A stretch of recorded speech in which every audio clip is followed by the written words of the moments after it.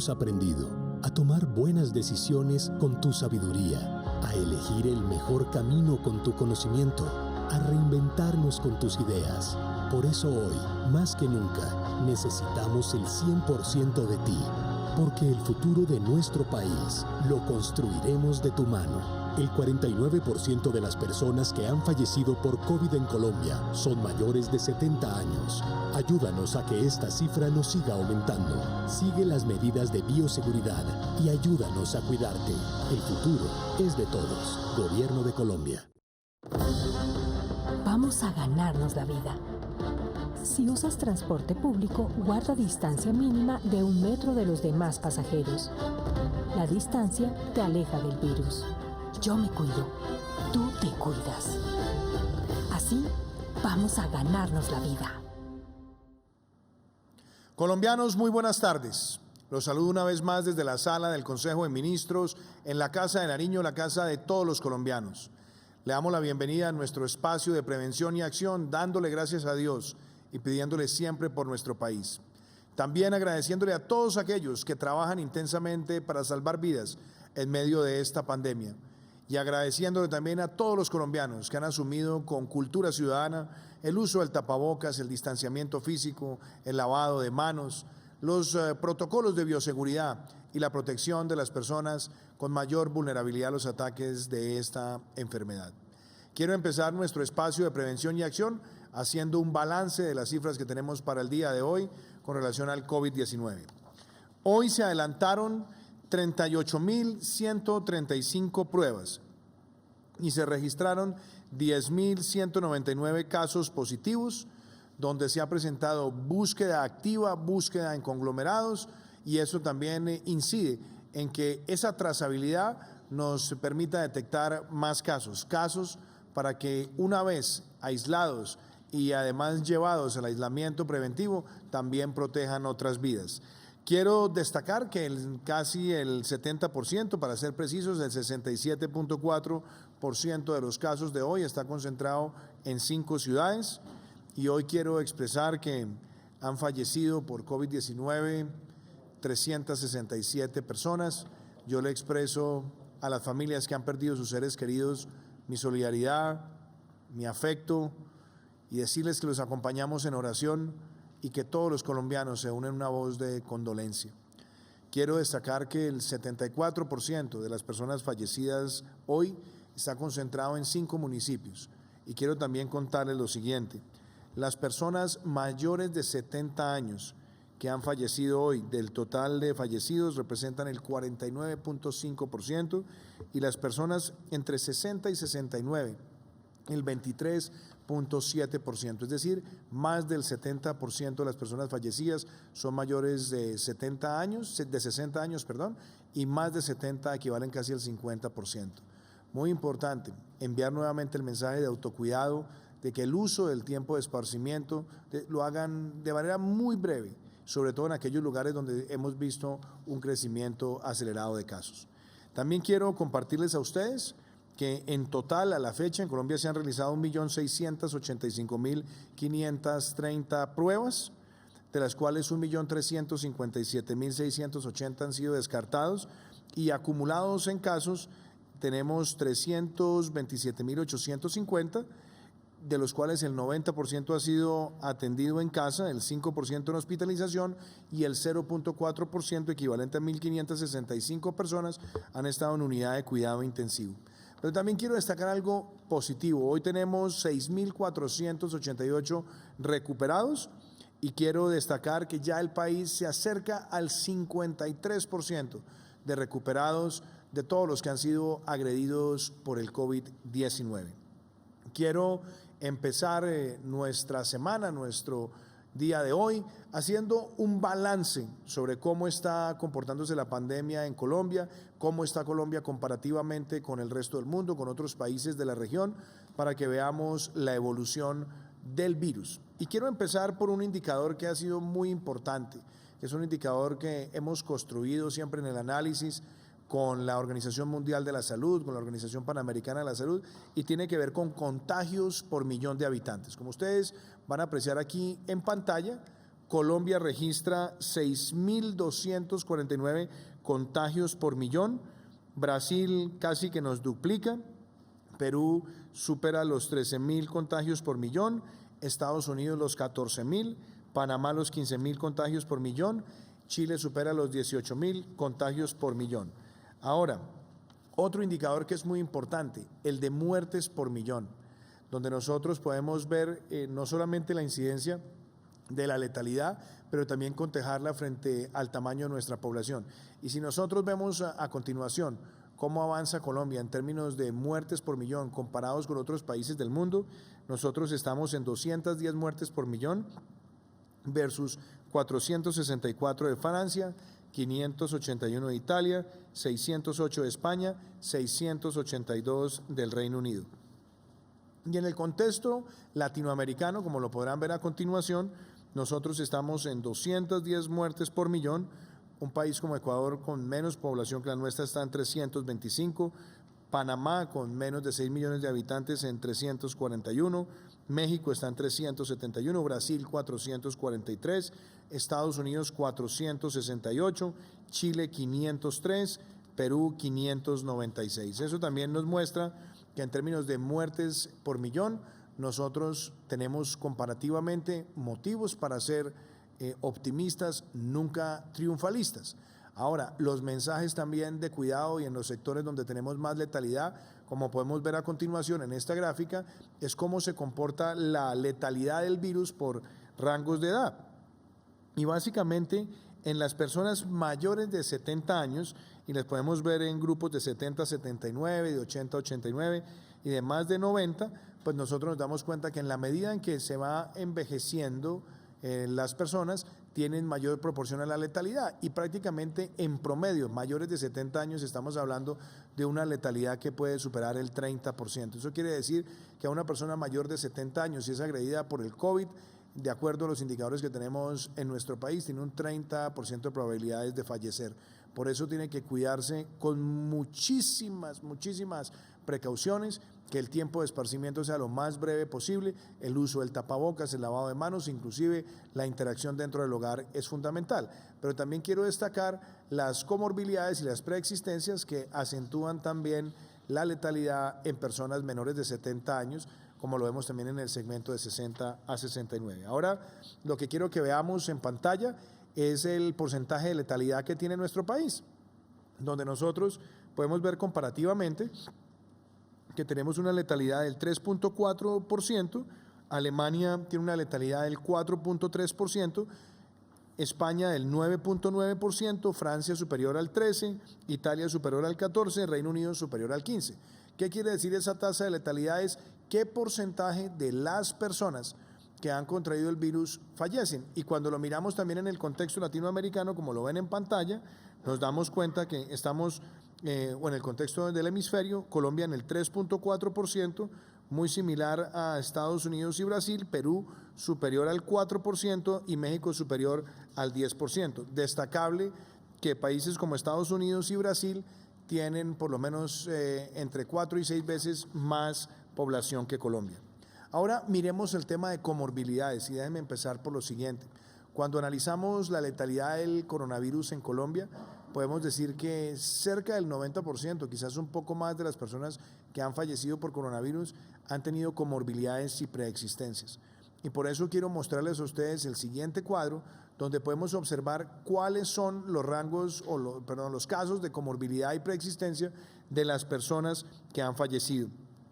Un 25% de las personas fallecidas ha tenido hipertensión arterial, un 14.9% diabetes mellitus tipo 1, tipo 2, 10% han tenido enfermedades respiratorias, 7.9 enfermedades renales, 7.8 cardíacas, 6.9 tiroides. Vemos también a continuación como por ejemplo personas que han tenido obesidad representan el 6.7% y así vemos con otras patologías. Pero también lo otro que quiero destacar es el ejercicio que se ha venido haciendo en el país para ampliar las capacidades de unidades de cuidado intensivo. Ya nosotros superamos las 8.000 unidades de cuidado intensivo con la capacidad de ventilación crítica y me gustaría que viéramos el siguiente cuadro donde vemos cómo está Colombia en términos de unidades de cuidado intensivo por 100.000 habitantes.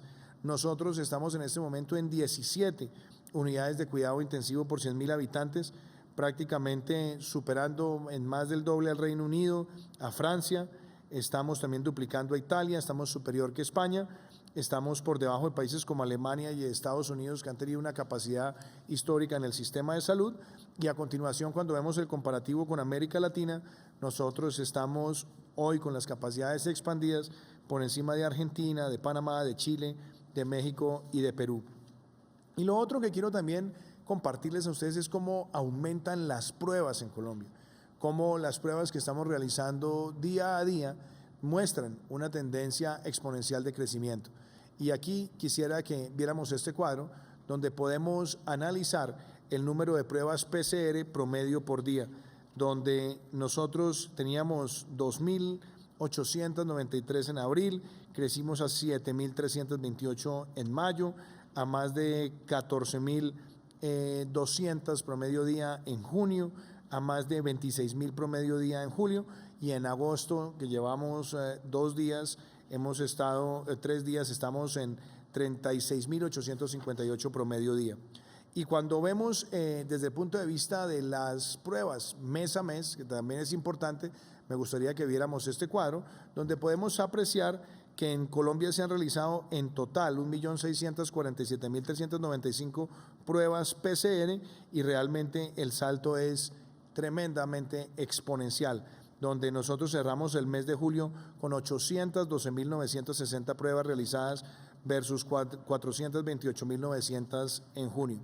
Y el otro tema que es muy importante es cómo están los recuperados, cómo crecen los recuperados en el país, y a continuación ustedes van a poder observar en esta gráfica cómo nosotros registramos en el mes de julio 109.644 recuperados, lo que prácticamente triplica el número de recuperados que teníamos en junio, y empezamos el mes de agosto en los días que llevamos, que son 3 días, 13.191 recuperados. Hoy te tienen que incluir también las cifras del día y por supuesto también muestra una tendencia creciente. Todos estos componentes de información los compartimos con ustedes para que tengamos claridad en cómo está el análisis de Colombia frente a otros países de América Latina y del mundo, para que no bajemos la guardia, para que sigamos fortaleciendo las medidas de control epidemiológico. Y por eso también le he pedido hoy al ministro de Salud, Fernando Ruiz, que nos acompaña, que hagamos un análisis detallado de cómo se está comportando la pandemia en ciertas ciudades del país, donde hemos visto crecimientos, algunas que han estado atravesando picos, pero lo más importante, cómo se está comportando la tasa reproductiva del virus, las medidas que se han adoptado, cómo están incidiendo en reducir esa tasa de reproducción. Pero antes de eso, yo quiero que hoy miremos también algunos casos de recuperación en nuestro país, de cómo personas que han batallado contra el COVID-19 se recuperan y también le dejan un mensaje a todos los colombianos. Este caso es bien particular, una médica de 22 años que fue agredida por el COVID-19, lo enfrentó y sigue trabajando para salvar vidas. Veamos este caso. Raquel María Ariza Rodríguez, 22 años, médica interna del Hospital Departamental de Sabana Larga. Raquel es médica y en el cumplimiento de su deber en primera línea frente al COVID-19, contrajo el virus en una sala de urgencias. Empecé a sentir escalofrío, me sentía fiebre, dolor de cabeza. Posterior a eso, yo me fui a casa y empecé a perder el sentido del olfato, el sentido del gusto, y a partir de allí decidí solicitar la prueba. La sintomatología de Raquel le permitió recuperarse del virus aislada desde su casa durante 33 días, bajo los más estrictos protocolos para proteger a sus seres queridos. Todos en mi familia me apoyaron bastante, mis amigos cercanos.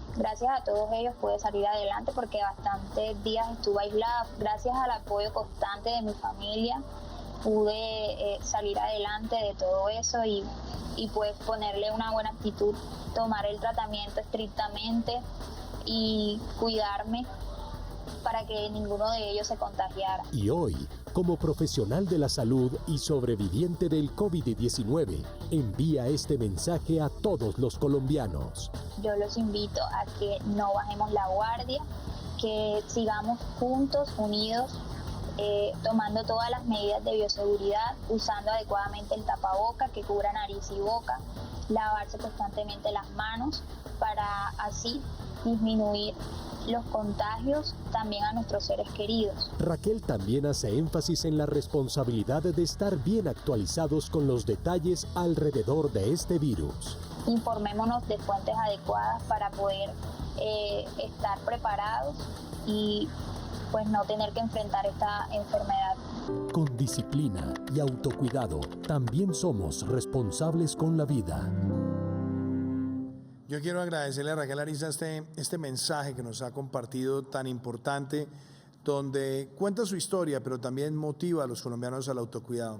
Y así como vemos la recuperación, también es importante analizar cómo estamos protegiendo puestos de trabajo, cómo trabajamos con la micro, pequeña, mediana y gran empresa, y cómo queremos, a través del PAEF, del Programa de Apoyo al Empleo Formal, proteger esos puestos de trabajo. Hoy quiero que ustedes conozcan el caso de Viseg, una empresa creada en 1962, una empresa que se ha dedicado a producir vidrios de seguridad y que gracias al PAEF está protegiendo más de 150 empleos directos. Una historia de emprendimiento apoyado por el PAEF.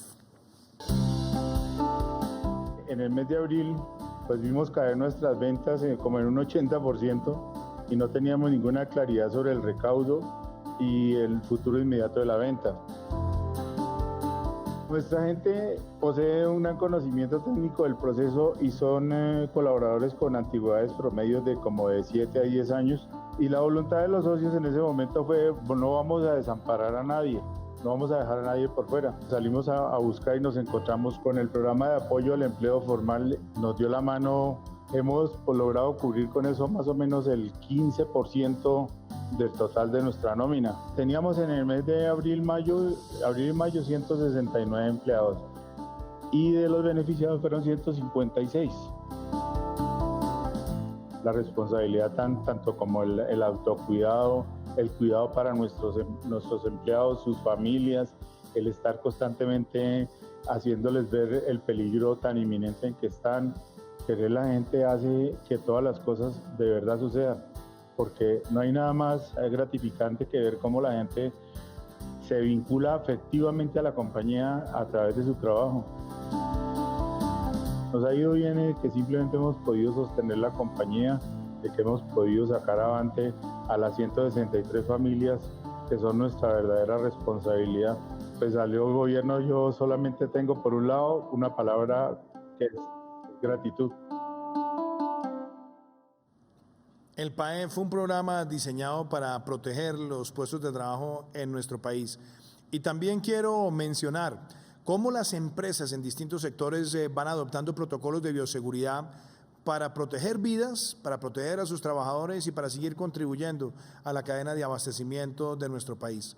Un caso bien interesante es el del frigorífico Vijagual, un frigorífico que ya lleva muchos años operando, que tiene presencia en Bucaramanga y que ha garantizado también el suministro de carne de res y de otro tipo de productos. Vijagual ha adoptado estos protocolos para proteger su cadena, para proteger a sus empleados y para que pueda llegar a los hogares colombianos. Conozcamos cómo se adoptan esos protocolos de bioseguridad en un sector tan importante y desafiante como es el caso de los frigoríficos.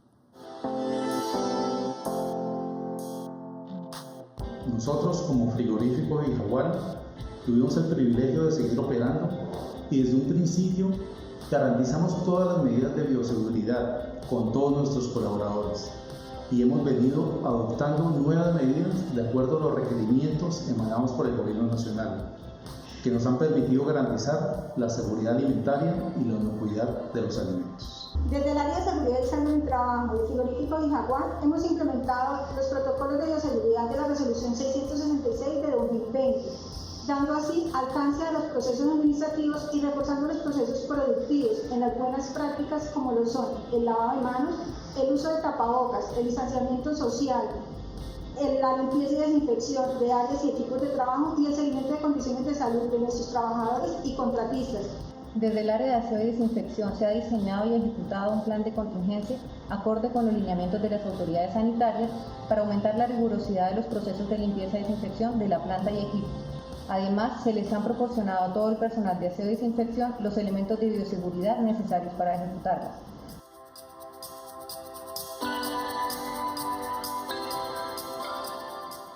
Y antes de darle la palabra al ministro Fernando Ruiz, yo quiero también agradecer que nos acompaña hoy el doctor Raimondi, que es el presidente de la Federación Panamericana de Medicina Crítica y Cuidado Intensivo, que nos acompaña desde Buenos Aires, Argentina. Doctor Raimondi, mi saludo y mi gratitud porque nos está acompañando hoy en Prevención y Acción. Yo quisiera agradecerle que nos esté dando este espacio. Usted es uno de los expertos más reconocidos de América Latina en todo lo que tiene que ver con medicina crítica, cuidado intensivo. Y yo quisiera preguntarle un poco por su visión del comportamiento de la pandemia en América Latina, la lectura que usted tiene sobre Colombia y recomendaciones que usted crea son pertinentes también para seguir enfrentando esta pandemia. Hoy escuchábamos algunas noticias que venían de Ginebra, de pronunciamientos de la OMS que coinciden con lo que hemos dicho tantas veces en este espacio, y es que este virus va a estar por un periodo más largo del que todos quisiéramos y que por lo tanto la única opción que tenemos es ver cómo adaptamos nuestras vidas y cómo adoptamos las medidas de protocolos de cuidarnos, distanciamiento físico, uso del tapabocas, protocolos en los espacios productivos, etcétera. Pero qué mejor que escuchar su voz, que es la voz de un experto reconocido. Gracias por estar con nosotros en Prevención y Acción, doctor Raimondi. Buenas noches, señor presidente. Gracias por permitirme estar en este programa que tanta difusión tiene en Colombia. Como usted bien ha dicho, realmente la humanidad se enfrenta a esta pandemia que no recuerda estas generaciones haber pasado por tal cosa. La situación en América Latina, doctor, es que los países, si bien venían medianamente preparados, no para semejante pandemia, y todos nuestros países en América Latina han tenido que rápidamente, y en eso hemos comprado mucho tiempo y aprendido de los países del hemisferio norte, en poder equiparnos, poder el recurso humano, adaptarlo a las necesidades que tiene esta pandemia en lo que es el requerimiento de atención de estos pacientes. Una de las cosas que hemos aprendido es que estos pacientes requieren mucha más asistencia del equipo terapéutico, de la terapia intensiva, para poder asistirlos. Las relaciones se han cambiado, las relaciones que nuestras sociedades, la sociedad colombiana de medicina crítica, como la de otros países, venían teniendo, no han sido las que históricamente hemos tenido para la atención de estos pacientes. Y hoy nos vemos que la relación médico-paciente es mucho más acotada. Por ende, el recurso humano es más acotado. Y eso ha llevado a que las sociedades científicas han tenido que poder entrenar en forma muy rápida, en estos poco tiempo, 4 meses que tenemos la pandemia en América Latina, a un recurso humano que no estaba de alguna manera entrenado para la asistencia, y hemos echado mano a cardiólogos, a anestesiólogos, que nos ayudan en la labor diaria de la terapia intensiva. Es un muy buen ejemplo el de la Sociedad Colombiana de Medicina Crítica, que no solo desde el punto de vista de lo que fue en la forma presencial, sino adaptando esta nueva tecnología que es la telemedicina, que sé que han trabajado muy de cerca con su gobierno, poder llevar a lugares distantes donde no había especialidades. Esto también pasó en mi país y está pasando en muchos otros países de América Latina. Realmente estamos aprendiendo en estos 4 meses. Esta pandemia llegó, este virus llegó para quedarse. La pandemia no sé por cuánto tiempo va a durar. La vacuna, hay mucho trabajo de investigación, pero ninguno cierto por el momento. Muchas drogas nuevas en investigación, pero la evidencia para tales no es buena por el momento y nada concluyente. Sí hay que insistir, como usted decía bien, señor presidente, en lo que es el cuidado con el tapabocas, el distanciamiento físico y el lavarse las manos. Hoy por hoy es lo que más evidencia tiene lo que usted ha mencionado. Doctor Raimondi, yo estaba aquí escuchándolo y le estaba haciendo señas aquí a varios de nuestros colegas, porque eso que usted dice, sí, el lavado de manos, que suena como algo muy básico y muchas personas creen que pues que es tan básico que de pronto no es ni siquiera lo más pertinente para enfrentar el virus. Pero yo le diría una cosa, usted ha hecho referencia a ese comportamiento y ha hecho referencia también al distanciamiento físico. Pero desde el punto de vista del cuidado crítico, desde el punto de vista de expansión de capacidades, desde el punto de vista de hacer pruebas que las hemos hecho en América Latina casi que de manera anticipada al fenómeno que se presentó en Europa, donde tuvieron que salir a hacer pruebas muy rápido ya cuando tenían el colapso de las unidades de cuidado intensivo. Su análisis de cómo ha sido el proceso en varios países de América Latina, particularmente usted, cómo analiza el caso colombiano y qué recomendaciones también quisiera darle a la población, sobre todo a aquella población que está en el rango de mayor letalidad, particularmente mayores de 70 años. Bien, mire, señor presidente, la pregunta que usted hace es realmente trascendente, dado que ha tomado tanto auge la pandemia y tan rápidamente que lo que sirvió y mucho fue el poder pesquisar a los pacientes que podían transmitir el virus. Colombia tuvo una apreciación muy parecida a la nuestra, como otros países de América Latina, y eso fue quizá lo que nos permitió comprar tiempo para poder avanzar y ir un poquito más adelante que el virus. Una de las cosas que hay que tener presente, señor presidente, es que el virus no nos busca a nosotros buscamos al virus. Y por ende, tenemos que protegernos, tenemos que cuidarnos, y sobre todo con esa población que usted dice, que es la población añosa, que es la que tiene más letalidad. Si bien es la que más fácilmente se contagia y tiene mayor índice de mortalidad, hay que protegerlos y mucho. También la población joven, que es asintomática en muchos casos, son las que transmiten. Entonces hay que tener, con estas medidas básicas, seguir trabajando porque hay que hacer mucho hincapié en la sociedad en que esto es lo que por el momento nos va a salvar de este virus. Doctor Raimondi, pues yo le agradezco muchísimo que nos haya acompañado. Estaremos consultándolo en este espacio. Creo que son consejos muy pertinentes y sobre todo ahora que vamos con otros expertos en este espacio a hablar del comportamiento en distintas ciudades de Colombia, son necesarios para que sean adoptados o que sean de adherencia ciudadana. Así que muchísimas gracias y también mi felicitación por toda la contribución que usted ha venido haciendo al análisis del fenómeno del COVID-19 en América Latina. Infinita gratitud. Ministro Fernando, yo creo que escuchábamos al doctor Raimondi desde Buenos Aires. Mirábamos las cifras comparativas del comportamiento de la pandemia en nuestro país con otros países y yo quisiera empezar haciéndole a usted la pregunta dura que no le he hecho hace mucho rato. ¿Cómo estaría Colombia frente a los escenarios iniciales de no haberse tomado las medidas que se han aplicado a lo largo de estos meses? Y sobre todo, ¿cómo estamos viendo el comportamiento de esta pandemia en las ciudades donde la situación es más desafiante en las próximas semanas? Lo escuchamos. Sí, señor presidente y colombianos. La respuesta es simple, pero es muy dura. Si no hubiéramos hecho nada, esa proyección inicial realmente hubiera sido catastrófica. El día 8 de mayo de 2020 habríamos tenido 1 millón de colombianos infectados solo en ese día, en un día. Y hubiéramos tenido ese mismo día 73.000 personas demandando unidad de cuidado intensivo.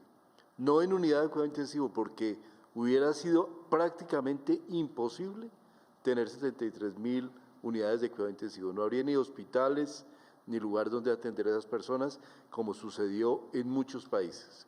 Colombia pudo evitar eso, básicamente porque tuvo la estrategia de hacer un aislamiento preventivo, una cuarentena que en un principio fue obligatoria y que la fuimos abriendo en la medida del tiempo, permitiendo la circulación de las personas, pero manteniendo un núcleo muy importante de personas en aislamiento preventivo y permitiendo que la economía se desescalara gradualmente. Una cuarentena completa. Mucha gente nos dice, ¿por qué no se ha mantenido una cuarentena total, completa, cerrado el país? Simplemente porque lo que hubiéramos hecho hubiera sido aplazar el problema. Hubiéramos cerrado el país y tan pronto empezáramos a abrir, hubiéramos tenido ese escenario probablemente del 1 millón de personas y las 73.000 camas de cuidado intensivo. ¿Cuáles fueron nuestros objetivos? 3. Primero, reducir la mortalidad, tener el menor impacto en mortalidad y eso lo hemos venido logrando, en tanto que el número de muertes en Colombia, como usted lo expresó en sus gráficas, señor presidente, es mucho menor del que han tenido otros países. Segundo, preparar el sistema de salud para resistir el embate de la epidemia. Y tercero, muy importante, tener la oportunidad de la apertura social y de la economía gradual que permitiera al país también recuperar sus posibilidades y su viabilidad como país en desarrollo. Una sola cifra para ilustrar qué tanto hemos crecido. Nosotros iniciamos con 5.346 camas de cuidado intensivo en febrero de 2020. Presidente, yo le puedo decir con satisfacción que el día de hoy completamos 9.000 camas de cuidado intensivo. Es decir, crecimos de 5.346 a 9.000 camas prácticamente en 150 días. Yo creo que no hay un país de Latinoamérica que haya hecho ese logro tan importante de crecimiento como lo hizo Colombia. ¿Y hoy cómo estamos? Y ahí queremos un poco mirar las gráficas. Tenemos evidentemente 317.651 casos en Colombia. La gente dice, no, son demasiados casos, ¿por qué estamos creciendo tanto? Eso es la realidad. Mientras más pruebas hacemos, mientras más buscamos, más casos de COVID encontramos. Eso es muy diferente a países que hacen muchísimas menos pruebas, pero que tienen entonces claro que identificar muchos menos casos, pero no es porque no existan, es porque no se identifican. En Colombia hemos tenido una política de salud pública de hace más de 5 años en la cual siempre prima el que la ciudadanía tiene derecho a conocer las situaciones de la epidemia. Esa se ha aplicado en la epidemia de Zika, en la de chikungunya, en la de H1N1 y los brotes de sarampión. Siempre la comunidad, la ciudadanía colombiana tiene que saber cuántos casos hay de la enfermedad que nos afecta.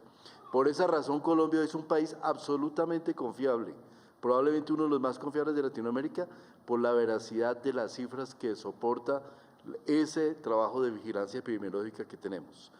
El RT en Colombia es 1.15 en la actualidad, fue 1.5, 1.52 antes de que hiciéramos la cuarentena.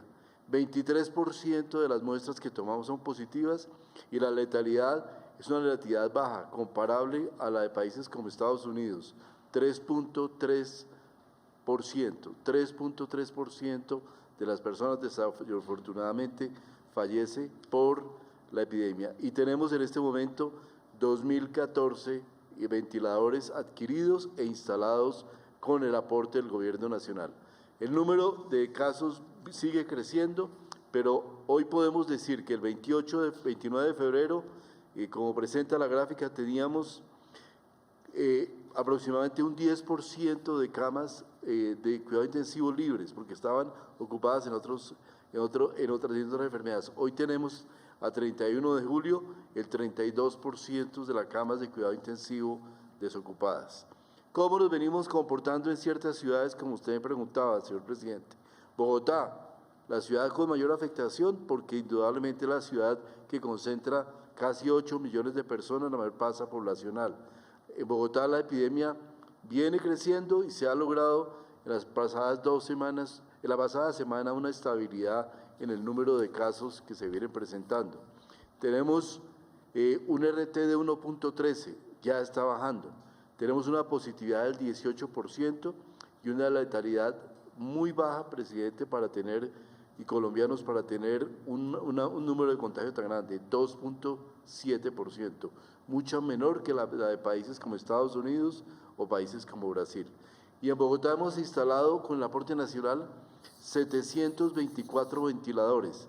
Presidente, de los 772 ventiladores que nos comprometimos a entregar en la ciudad, hemos entregado 724 y espero que en las próximas 2 semanas podamos entregarle a la ciudad la totalidad de los 772 ventiladores comprometidos, ojalá antes.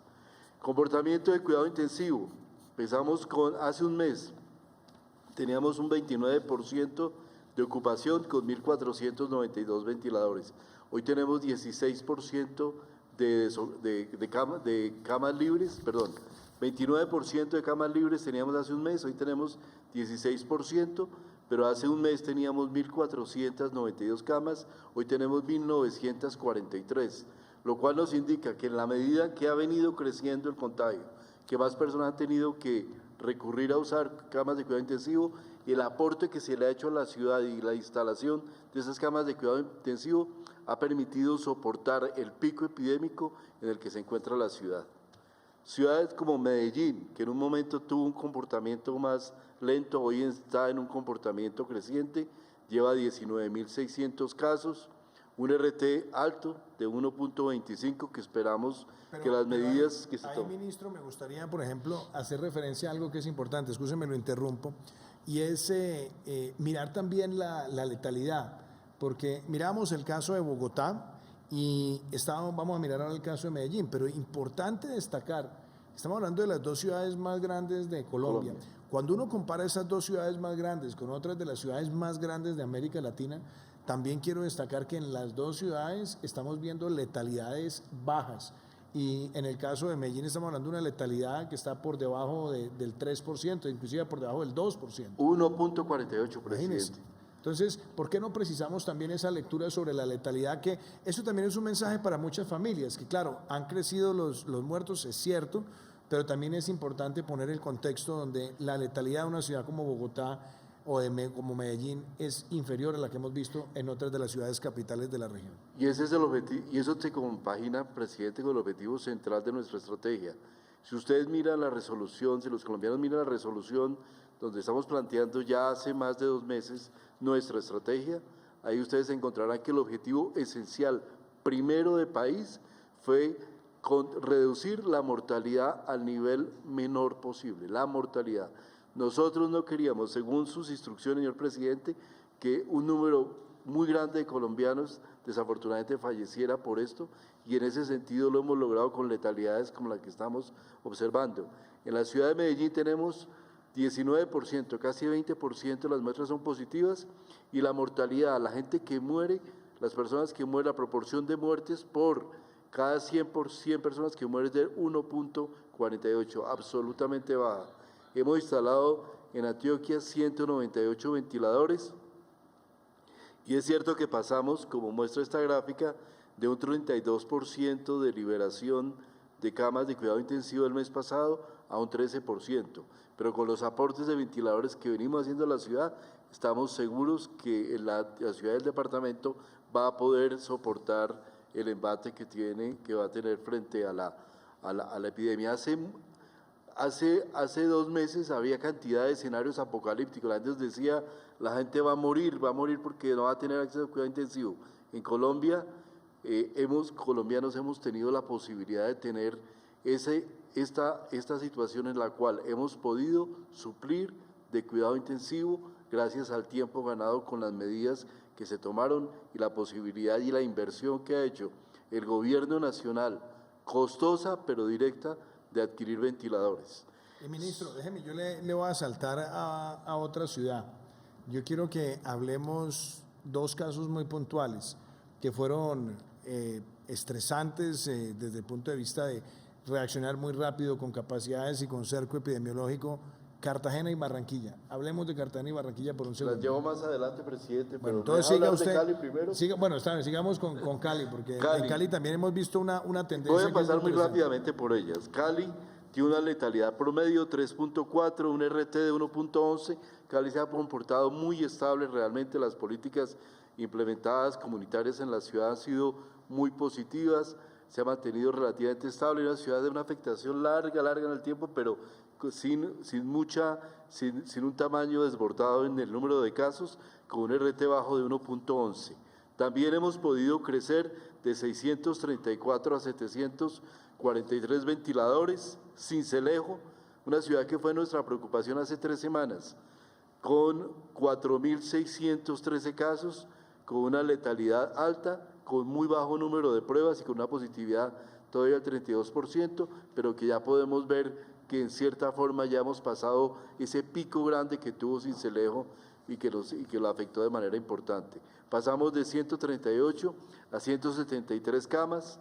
Montería, que es nuestra ciudad, una de las ciudades que más preocupación tenemos en este momento, con 3.807 casos, un número todavía un poco bajo de muestras, con una positividad del 28% y una letalidad alta, y que se encuentra en todo el pico de la epidemia. Esa letalidad alta nosotros la vemos como transitoria. En la medida que vayamos haciendo más pruebas y más pruebas, seguramente esa letalidad va tendiendo a bajar, y hemos podido pasar en Montería, presidente, de 199 camas de cuidado intensivo a 402. Duplicamos en Montería la cantidad de cuidado intensivo, las camas de cuidado intensivo, con todo el aporte de ventiladores y otros equipamientos que se han podido llevar allá. Cartagena, una ciudad que también, como usted refiere, señor presidente, ya llegué a las que usted quiere, una letalidad del 1.11, positividad del 24%, una letalidad increíblemente baja en Cartagena, 2.9, una ciudad que es muy vulnerable por las limitaciones que tiene de infraestructura hospitalaria, pero que gracias al trabajo integrado de gobernación, alcaldía, gobierno nacional, la hemos podido mantener con una estabilidad y una tendencia ya franca de reducción, por lo menos en este primer brote, y con una capacidad de haber mantenido una letalidad de 2.9, presidente. Y hemos podido pasar de 322 a 352 ventiladores, con crecimientos absolutamente importantes en hospitales, como el Hospital Universitario del Caribe, donde pasamos de 9 camas de cuidado intensivo a 42 solamente en una semana. Barranquilla, caso también muy importante, como usted plantea, señor presidente, 1.483 casos.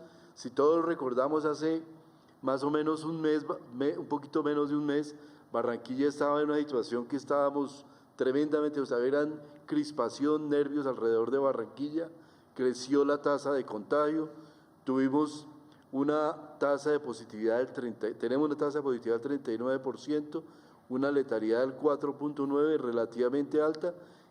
Instalamos 111 ventiladores en un lapso que no pasó de 2 semanas y media, presidente.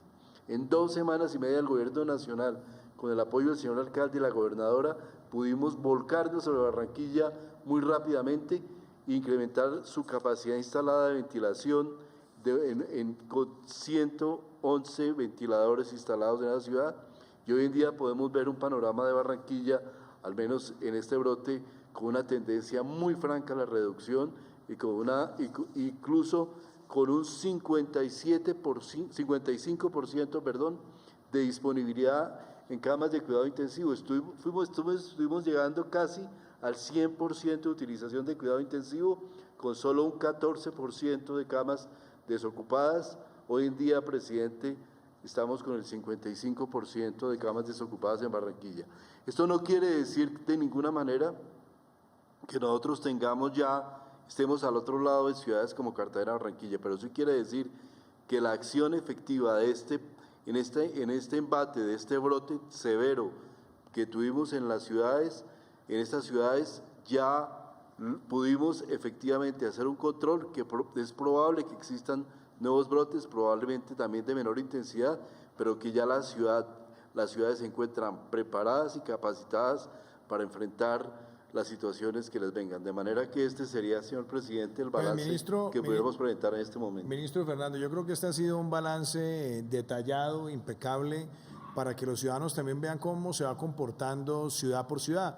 Obviamente, estas descripciones, que son técnicas que las hace el ministro, son también acompañadas por un grupo muy importante de expertos. Y ahora vamos a escucharlos, vamos a hablar sobre el tema también de pruebas, los temas de diagnóstico, y vamos a hablar un poco también sobre vacunas. Pero antes de escuchar a algunos de los expertos que nos acompañan hoy aquí, quiero que todos ustedes vean en qué consiste el avance en el plan de dispersión de ventiladores en el territorio nacional. Esta semana se avanzó nuevamente con la entrega de ventiladores por parte del Gobierno Nacional para seguirle haciendo frente al coronavirus. En puntos o ciudades clave y de altos contagios, la entrega avanza así. Para Bogotá, 730 ventiladores asignados, 724 fueron instalados y en sitio para instalación próximamente 6. En Antioquia, 285 ventiladores asignados, 198 han sido instalados y en sitio para instalación hay 37. En Valle del Cauca, 201 ventiladores asignados, 133 han sido instalados y en sitio para instalación hay 68. En Córdoba, 80 ventiladores asignados, 80 han sido instalados. En Barranquilla, 111 ventiladores asignados y 111 han sido instalados. En Santa Marta, 40 ventiladores asignados, 30 han sido instalados y en sitio para instalación hay 10. En Cundinamarca, 90 ventiladores asignados, 50 han sido instalados y en sitio para instalación hay 15. A la fecha recordemos que hay 2.315 ventiladores asignados, de los cuales se han entregado 2.186 y se han instalado 2.014. En Antioquia, Casanare, Cauca, Cundinamarca, Putumayo y Santander se realizarán nuevas entregas de ventiladores. De esta forma, el gobierno nacional sigue acelerando estas entregas para cumplir con la meta. Bueno, yo quiero empezar por saludar a la doctora Adriana Roballo, quien hace parte también del grupo de expertos que nos acompaña.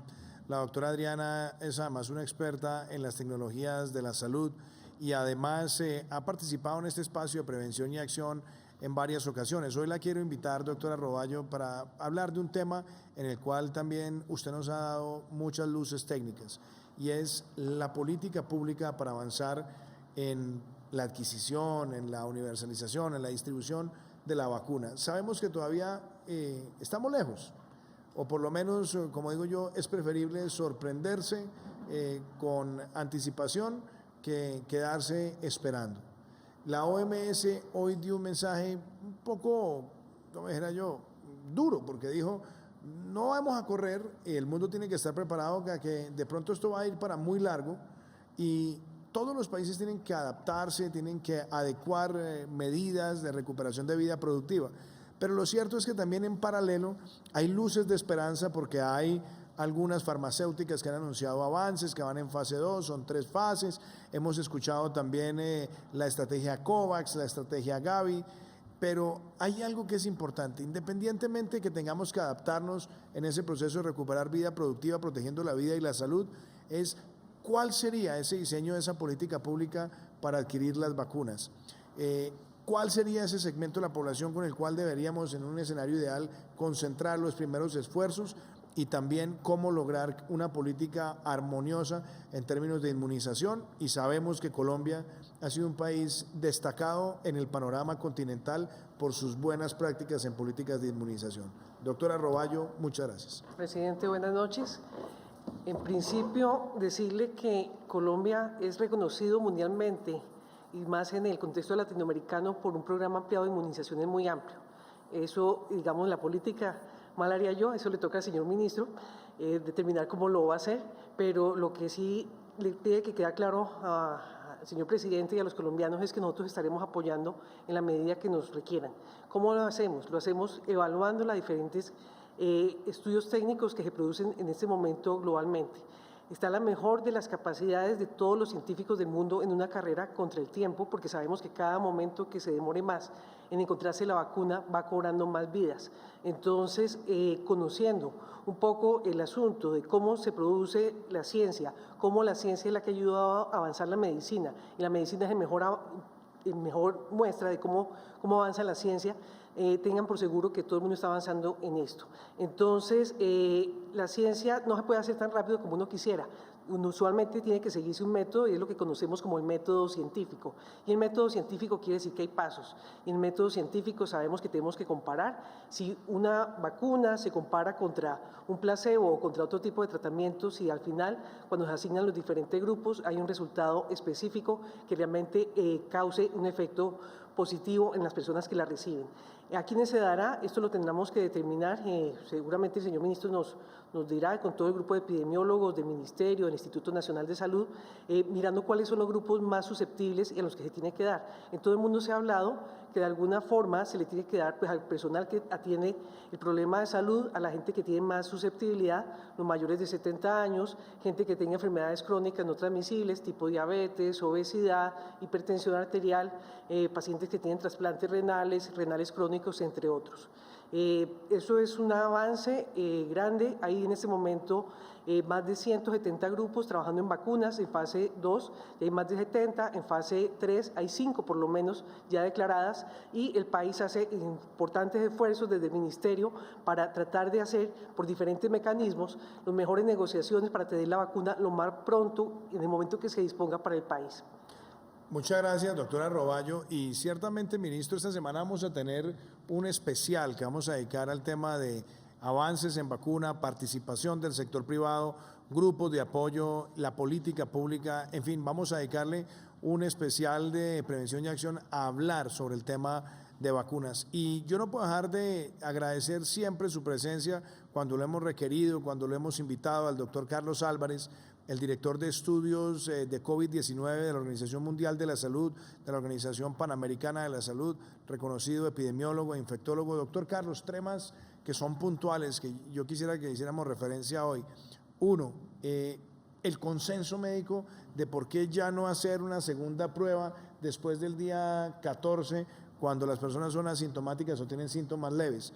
La segunda que le quiero preguntar, el aislamiento del grupo familiar cuando alguien registra positivo de COVID-19. Y el tercero, ¿qué mensaje también le damos a los colombianos sobre ciertos síntomas que son luces de alerta para evitar exponer a los demás? Buenas tardes, presidente, colombianos.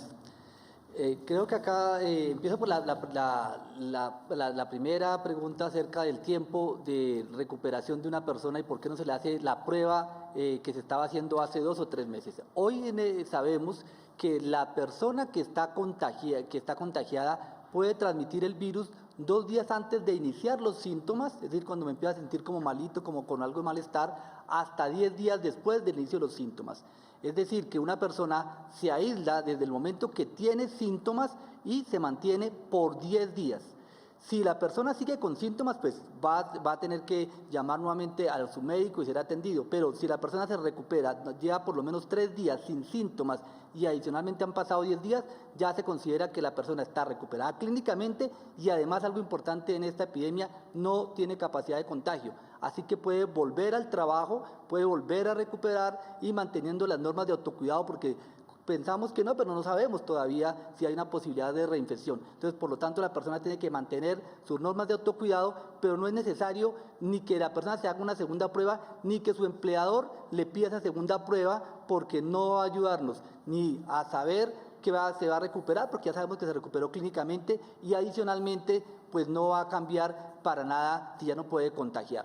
Y eso viene en contexto a la segunda pregunta. ¿Qué debo hacer cuando empiezo a tener síntomas? Cuando empiezo a tener síntomas como que me va a dar una virosis, en este momento que estamos con circulación en muchas ciudades, como nos mostraba el señor ministro, el virus, pues lo importante es pensar que la primera causa de esa virosis es en este momento COVID-19 y por lo tanto debo aislarme. Y debo aislarme yo y mi núcleo familiar, porque como acabo de decir, 2 días antes yo puedo haberlos transmitido. Cuando ya me empecé a sentir mal, desafortunadamente ya lo puedo estar transmitiendo. Y por eso es importante que se haga ese cerco, que llamamos cerco epidemiológico, que no es otra cosa que aislarme, mantener un aislamiento estricto en mi casa y en el caso mío por 10 días y en el caso de mi núcleo familiar por 14 días, que es el periodo de contagio, es decir, el periodo de incubación desde el momento que yo tengo contacto con alguien que es positivo, es decir, contagiado, hasta el momento que pudiera potencialmente desarrollar síntomas. Creo que son 2 temas importantes, presidente.